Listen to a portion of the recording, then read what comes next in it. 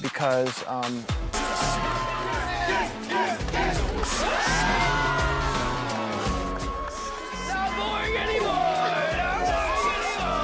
I think the game they played at the end was amazing because it got to show you what people think of one another, and it got to show you sort of who is connected to who and who is not connected to whom. Ace, sadly, whoever advised him to come on the show did him a great disservice, because prior to him coming on the show, he had this likable personality and everything seemed to be great. And sadly, the way he's moving through his relationships is not the best. It's not the best. As far as I'm concerned, Ace is messing about with the girls just because the person he wants is not available. And I agree that he's waiting for his type, but his type is not on in the outside. His type is in the villa. He likes Huda. This is why he's creating all that mess with the gossip and stuff, because he's trying to get his way to Huda. I might be wrong, but that's the impression that I get. Anyway, hey there. Thanks for stopping by. Welcome to my channel. If you're new here, don't forget to subscribe. Click the like button, turn on the notification bell for when I upload new videos, and definitely leave a comment. In this episode, I'll be reviewing Love Island USA, Season 7, Episode 7. Sadly, though, going on Love Island has done favors for others. For Ace, this has been a very bad decision. He had a very good brand going in, and sadly he's going to lose that brand when he comes out because of some of the way he's behaving. So you have him sit down for a conversation with Nick, because it seems they're very close with Nick, and he's sort of having this back and forth because everybody heard, Amaya lose her crap when she was arguing with him about his comments where he kept trying to change everything she does and she says. And so he's sort of saying, I am not open to continuing to explore that connection with her because I don't think we are right for one another. I'd rather sort of explore other connections. And at the same time, you have Amaya having a conversation with Hannah, and she's saying to Hannah, Ace and I, we had a back and forth, but I'm still open to exploring that connection. And when asked, Ace says, I've decided not to tell her that I don't want to explore the connection because I'm worried about how she'll behave. And it's like, what do you mean you're worried about how she'll behave? This girl was fine until you started making silly promises and sort of questioning her about things that really weren't necessary. So the idea that you brought up these concerns after you chose her, immediately after you chose her, doesn't make sense, because he chose her at recoupling and then started telling her, I don't cuddle, I don't do this, criticize her for calling him babe, criticize. And it's like, there's no need for all that. And so I don't get how Nick wasn't able to sort of explain to him that yes, she might be wrong in some of the things that she does, but also at the same time, you are responsible for what you're doing, because Ace is now saying he's going to pay his attention to Shirley, and it's like, leave Shirley alone. She doesn't need your hot mess. Seriously, and I don't know why she continues to entertain you, because the way you're treating, I'm not saying Amaya is perfect, but the way you're treating Amaya is the same way you're going to treat Shirley. So if I were you, I would just stay alone and wait for another 22-year-old to walk in, or else pack up your bags and go home. That's it. Don't continue to mess about with these girls when you know you're not interested in them. So I don't get why the boys don't tell him the truth as it is, instead of wasting his time sort of having conversations that are not necessary. Unless production are telling him that he can't couple up with Shirley, I don't see the need for him to continue to try and sort of make attempts her way when we know he's not that serious about looking for a relationship.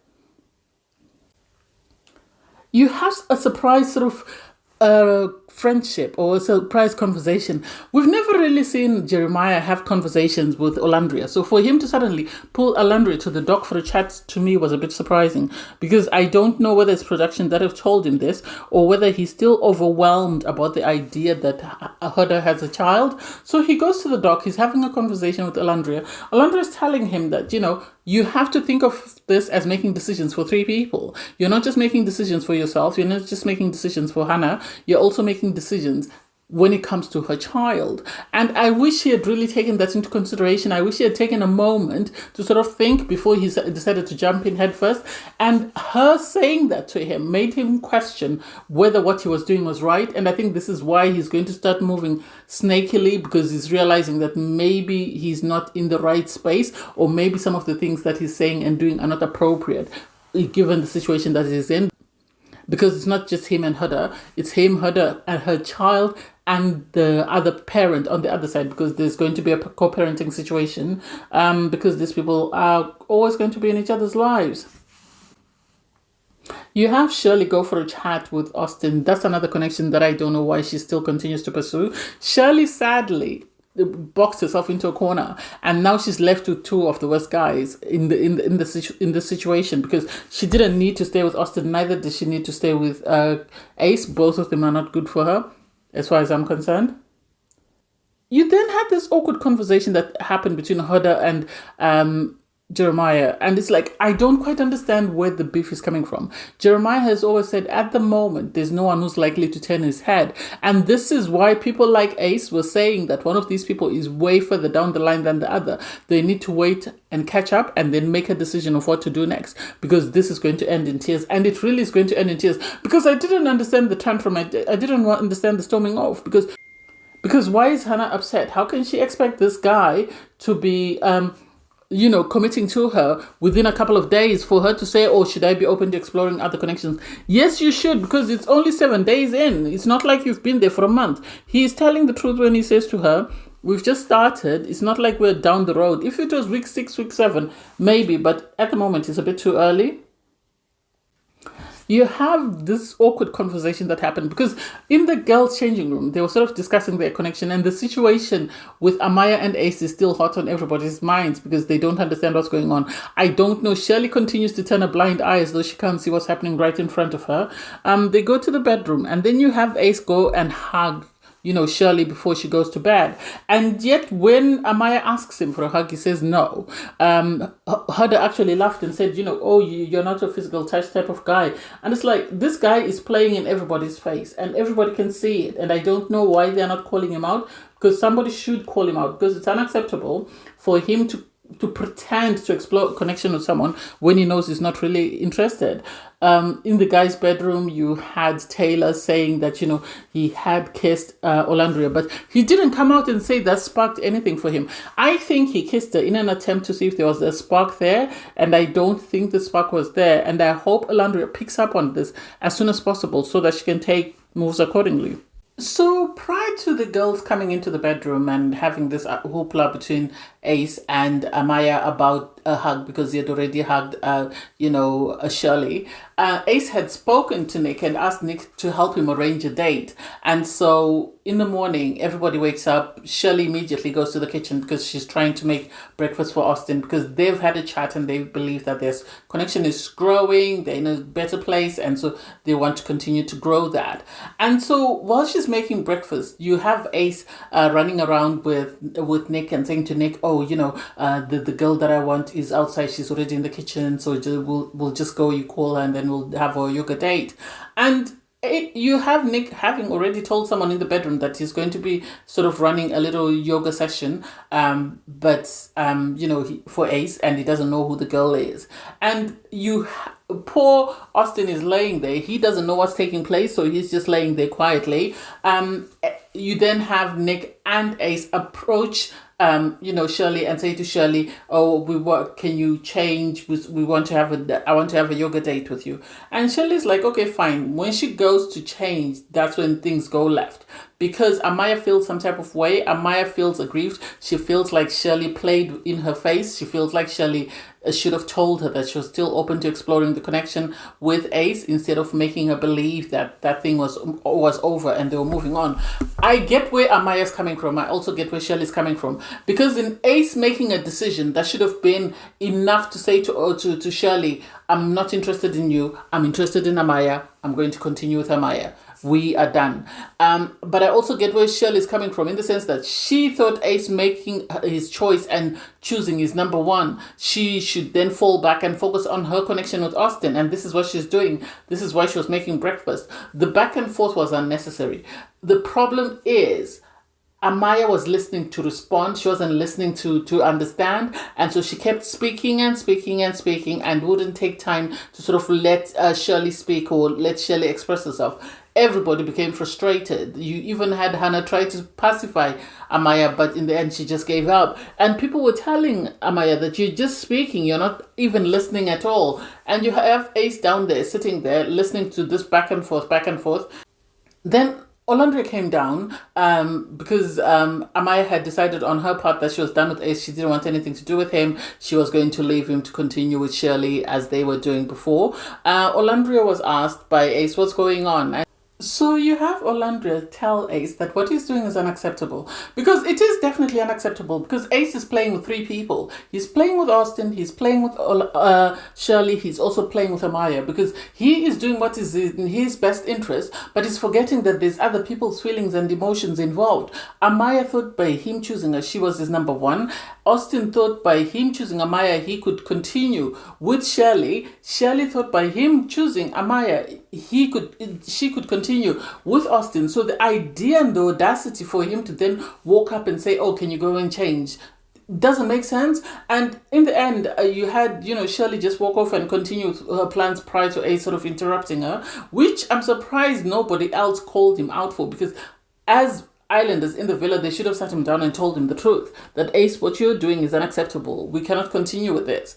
Anyway, you have Nick and Taylor having a conversation about his connection, and Taylor is being vague. He told Ace that he's not attracted to Olandria, but to Nick, he's making it seem as though the kiss sort of improved things or made things more clearer for him. I don't think so. I think he is playing in Olandria's face as well, and I wish the girls would just have conversations and understand that these boys are not worth it. These boys are playing in their faces, and they need to keep it stepping. So you had Austin, Jeremiah, and Shirley have breakfast together, and they were just discussing the incident that had happened with Ace. And it's like, people need to tell this guy the truth, or the producers need to call him out, because it's unacceptable. Whoever called him, whoever told him to go on Love Island, didn't realize that Love Island could mess his brand. And sadly, the way he has moved in the villa is going to mess his brand, because he came across as a caring, happy-go-lucky guy, and yet that's not how he's being portrayed in his edit.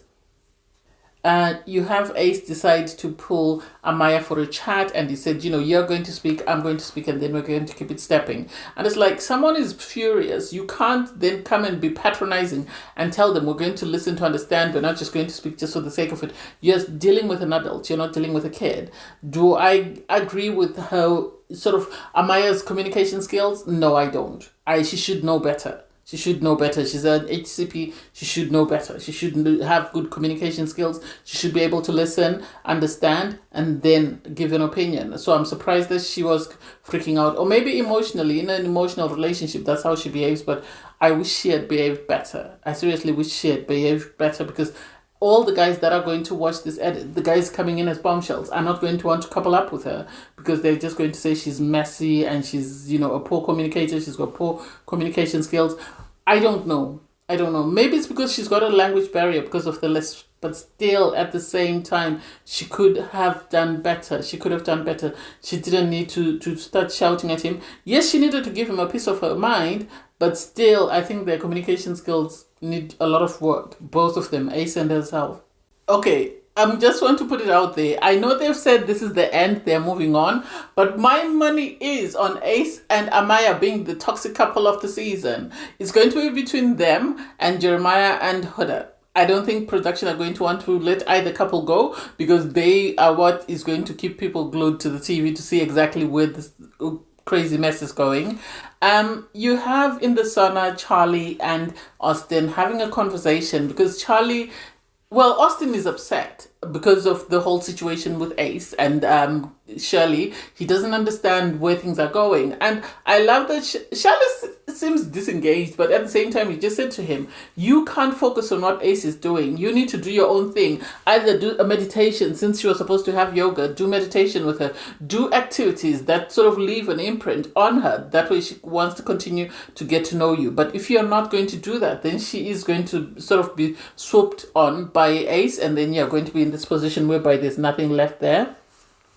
You have Nick sitting outside, and Jeremiah comes. I think Jeremiah thought by then Huda would have told Nick about her child, because he asked, Nick, have you had a conversation with Huda? He said no. And so at that moment, Jeremiah had to pivot, because he didn't want to be, I think, the one who revealed the secret. But he spoke about the issues that they're having, that at times she comes across patronizing. She speaks to me like I'm her little child, some of the compliments she gives me. I think the novelty of their connection is wearing off, and this is why he's starting to see problems where there are no problems. I think when initially they were still attracted to one another before they'd done a lot of things, he was okay and happy to put up with anything from her. But finding out about her child has sort of taken him a couple of steps back. Hearing from Olandria that he needs to remember that he's thinking for three people has also set him back, and this is why he's looking for excuses as to why he's behaving the way he's behaving. That's the impression that I get. You have Olandria have a conversation with Ace, and so they're just talking about the fallout from the Amaya situation and how Shirley was feeling, and it's like Ace thinks, if he speaks in this calm, soothing voice, then he comes across as very wise and very knowledgeable. No, everybody can see how messy he is. I love that Olandria insists that he needs to be honest with the girls and tell them where they stand and see who he wants to explore a connection with and pursue that. But at the same time, I wish they would tell him that, nah, at this point in time, wait for a bombshell. If a bombshell comes in, then you're lucky. If no bombshell comes in, then you have nothing to do with anyone else. But I think Ace knows that there might be a recoupling, and so if he's called it quits with Amaya, then he needs to have a second option. And I think this is why he continues to string along Shirley. I don't know whether he feels Shirley the way he makes out that he feels her. You have Austin go and pull Shirley for a meditation session. That was nonsense. I don't even know what he was teaching her. He said, he was with some shamans and they taught him that. Nah, he didn't do anything. He was just trying to be wise. Instead of him asking somebody to conduct the class for him, if he didn't know what to do, he decided to teach her. And she went along with it, but you could tell she realized that, he was just pulling stuff from his backside. At that point, Ace decided to come and pull her for a chat. And it's like, Ace is messing with Shirley. If I could vote, I would be the first person to vote him out. Seriously, because if he doesn't pick her this time, we're going to have words. I'm going to, be on the next flight to the US and risk deportation just to get him out of the villa. But anyway, he has a conversation with Shirley. He was telling her what he feels she wants to hear. And I love that she said to him, we need to have more in-depth conversations. We can't be superficial for forever. You need to start opening up. We need to build. With Shirley, I think he likes the chase. He likes the flirty behavior, the flirty banter, but I don't think romantically there's anything there. I am willing to put money on it that if she were to couple up with him, he would find an excuse to break it up. He would definitely, because I think he likes the chase, and once he's sort of caught whatever he's chasing, then the novelty of it wears off and he's ready to move on.